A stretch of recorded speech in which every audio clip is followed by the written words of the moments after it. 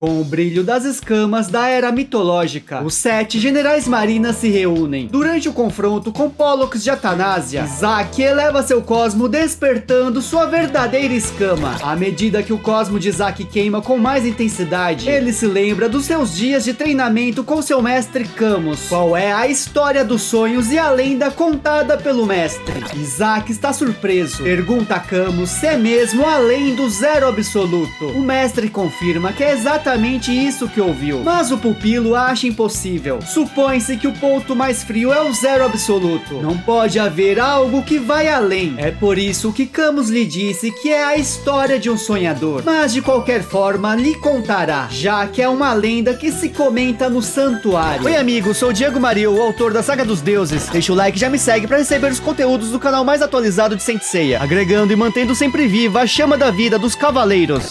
Saint Seiya no Rise of Poseidon, capítulo 18, a lenda da chama congelada. Na longínqua era mitológica, houve um cavaleiro que dominava com maestria o punho de gelo. Durante o confronto contra um deus maligno, se conta que foi capaz de atingir esse estado. Ele nunca se rendeu, mesmo quando o inimigo zombava do zero absoluto. Quando elevou seu cosmo além de seus limites, foi então que apareceu. Isaac, com a arca-escama, continua diante de Pollux, que não compreende o que é aquilo. O ar frio que envolvia aquele pirralho mudou e se transformou em chamas. Quando o frio extremo do zero absoluto se inverte, nesse exato momento nasce um fogo de calor infinito, que dizem nunca se extinguir e ser capaz até de consumir o corpo de um deus. Isaac acha que essa história sonhadora parece mais sobre magia. Camus sorri e diz que o garoto tem razão, mas aparentemente não, com certeza. Esta história não é um conto de fadas. Na física estatística desenvolvida no século XX, os conceitos de positivo e negativo também são usados no mundo da temperatura. Em outras palavras, existe a temperatura negativa, onde o zero absoluto é o limite inferior, e a temperatura positiva é o limite superior. De certo modo, com o zero absoluto como limite, o zero e o infinito existem lado a lado, juntos. Zero igual infinito. No mundo das temperaturas negativas, todas as leis da termodinâmica que conhecemos se invertem. O calor flui do mais frio para o mais quente. É um mundo onde a energia de um objeto aumenta à medida que se consome. Isso soa como fantasia, mas é a história da ciência, a que transformou muitos sonhos em realidade. Quem sabe num futuro próximo, ou talvez... Na verdade, em 2013, na Universidade de Munique, foi criada uma temperatura negativa, que se manteve estável por algumas centenas de milissegundos. Inclusive eles, os cavaleiros, se não tomarem cuidado, podem ficar para trás. Isso seria frustrante para Isaac. Camus e Yoga, o amigo e pupilo, se pergunta se podem vê-lo de algum lugar. Seu punho superou o zero absoluto e pode até mesmo incinerar um deus. Kraken ataca o filho de Zeus. Labareda Eterna! O mangá que desenvolvi por 13 anos finalmente está completo. Agora no formato Kanzenban. Adquira agora mesmo a história completa em sua edição de colecionador, link na descrição. Pollux é atingido diretamente pela técnica suprema de Isaac e começa a consumir o corpo do inimigo. Ele não compreende que tipo de fogo é esse. Não pode se regenerar. Todo o cosmo está sendo consumido por essa chama. Os generais marinas observam o terror do adversário, que garante que se for morrer, levará todos eles. De repente, Cadmo segura Pollux. Ele não pode acreditar, não entende suas intenções. Cadmo revela que lamenta por ele, mas não pode permitir que cumpra sua ambição. O servo de Nêmesis, segurando Pollux em chamas, pede que os jovens marinas sigam em frente. Aquele homem já aceitou sua derrota. Kaz e Kanon se espantam, pois Cadmo estava sob o efeito do Satã Imperial. O espírito revela que foi graças a isso que seus olhos, outrora fechados por tantos anos, finalmente se abriram. Ele acreditava que se os humanos desafiassem os deuses, somente nasceria a tragédia. Por isso se uniu ao exército de Nêmesis. Pensava que esse era o caminho para proteger a humanidade dos deuses, mas a realidade é que só estava fugindo, destruindo assim seu próprio coração. Esqueceu o amor e a justiça que alguma vez já teve e voltou a se submeter cegamente a um deus por medo de perder aquilo que é mais importante para ele. Foram generais marinas que salvaram sua alma. Cadmo agradece do fundo de seu coração. Surge a Shell de Dracodente, a presa de dragão. Cadmo pede que se apressem. Sua vestimenta irá mostrar o caminho. Ela os enviará até Nêmesis. Isaac entende. Caso chore, jamais esquecerá o que fez por eles. Canaan diz adeus a Cadmo, o herói lendário caçador de dragões. Os marinas voam guiados pela Shell. Pollux ordena que o solte. Pergunta se por acaso planeja trair Nêmesis. Cadmo segura firmemente. Naquele lugar ninguém pode falar sobre traição. A essa altura já não existe uma causa justa nesse castigo divino. Pollux o previne que se continuar assim, Cadmo também terminará consumido pelas chamas. Não restará um só fragmento de seus ossos. O herói relembra a Pollux que é justamente esse o seu desejo: morrer como um ser humano normal, levando consigo todo o rancor de Pollux. O filho de Zeus, irmão de Castor, derrama lágrimas de sangue. Morrer como um ser humano comum. Não deve ser ridículo. Qual o sentido teria isso nesse momento? Teve uma vida eterna cheia de ressentimentos. É porque ele também é. Pollux é. Ele pede que Zeus o veja. Grita a seu pai que ele também é um ser humano igual Castor. Ele gargalha loucamente até seus corpos desaparecerem completamente nas chamas. O asteroide Adrasteia ainda continua lançando seus fragmentos na direção da Terra. No templo de Nêmesis,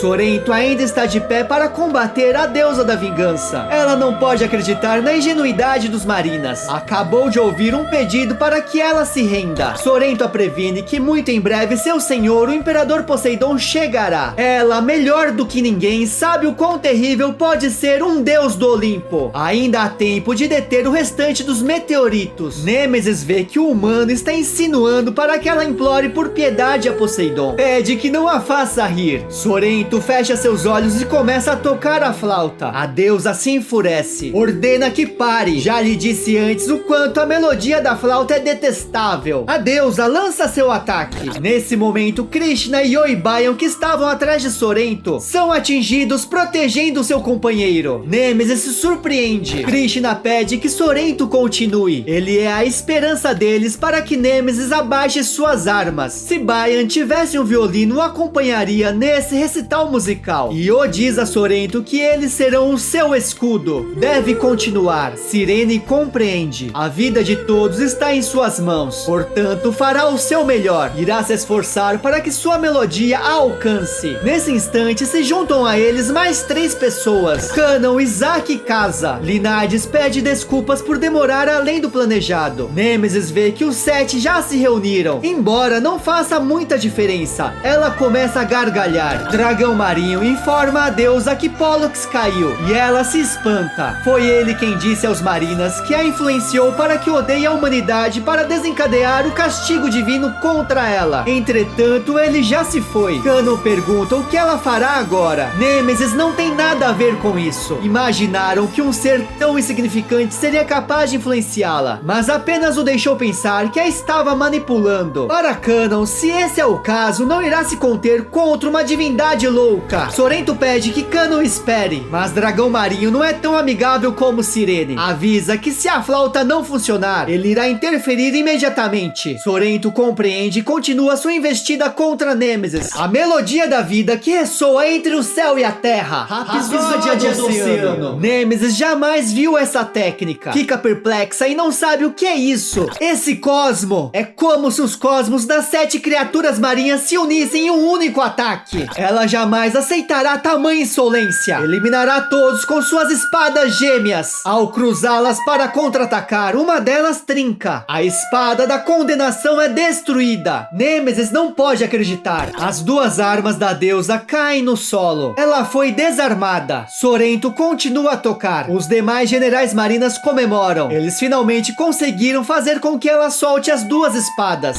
Nêmesis permanece sem ação. Ouve a melodia apaixonante repleta do sopro da vida. Não há dúvidas que a fonte de toda a vida é a melodia da Mãe Mar. Sim, de fato, essa vida que transborda sobre a terra. Esse mesmo lamento é a prova do esplendor imperador dos deuses. Ela tentou apagar por sua própria vontade. Se pergunta como poderia ser perdoada. Não sabe o que estava fazendo. Ela deveria punir a falta de respeito dos humanos para com os deuses. Para isso que serve o castigo divino. E acima de tudo, é impossível que sua amiga Justitia desejasse uma destruição como essa. Nêmesis cai arrependida de suas ações. Ao se levantar, Sorrento cessa a melodia e sorri. A deusa permanece de olhos fechados e a cabeça baixa. De repente, Cano percebe que algo está errado. Ele grita para Sorrento se afastar agora. A flauta é destruída em um piscar de olhos. Nêmesis abre seus olhos, mas agora com um olhar completamente diferente de antes. O Marina é golpeado violentamente por todo o seu corpo. Sorrento caiu. Seus companheiros se aproximam dele, que pede para que não se preocupem. A espada da condenação se eleva emitindo um poder jamais visto. Nêmesis sorri, recuperando sua outra espada. Os generais de Poseidon não entendem o que está acontecendo. Agora a espada da condenação está emanando uma aura sombria. Uma voz ecoa no templo, rindo de todos e revelando que ainda não terminou. Os 7 generais marinas são golpeados de uma vez. Isaac diz a Canon que aquela voz é daquele homem. Dragão Marinho percebe que, embora seu corpo físico tenha sido destruído, seus rancores do passado se converteram em espíritos malignos que residem nessa espada. É Pollux. Casa não pode mover seu corpo, nem Baian e Io. Nêmesis, sob o domínio do filho de Zeus, ergue sua mão apontando a espada. Está acontecendo. Os olhos dela mudaram de cor. Esperou esse momento por muito tempo e agradece aos ratos nojentos. Como agradecimento, permitirá que presenciem a destruição da terra, para depois eliminá-los lentamente um a um. Perderão suas cabeças. Sorrento, muito ferido, percebe que o cosmo de Nêmesis aumentou de uma forma incrível. Além disso, ela está envolvida em um instinto violento, como se realmente fosse outro ser. Não pode crer. Agora é inútil. Não é mais alguém que possa ser enfrentado por um ser humano. É exatamente isso. Dos céus, entre os fragmentos de Adrasteia, se aproxima uma divindade. De agora em diante, esse é um problema entre os deuses. Os generais marinas cumpriram seu dever. Devem deixar o resto com ele. O inimigo aguardava ansiosamente por ele. Aquele que continua tão tranquilo como sempre. Poseidon, o imperador dos oceanos, chega ao campo de batalha emanando um grandioso cosmo. O penúltimo capítulo da saga oficial será lançado em fevereiro de 2026. Comenta #Poseidon, muito obrigado. Manda esse vídeo pro seu amigo fã de cavaleiros.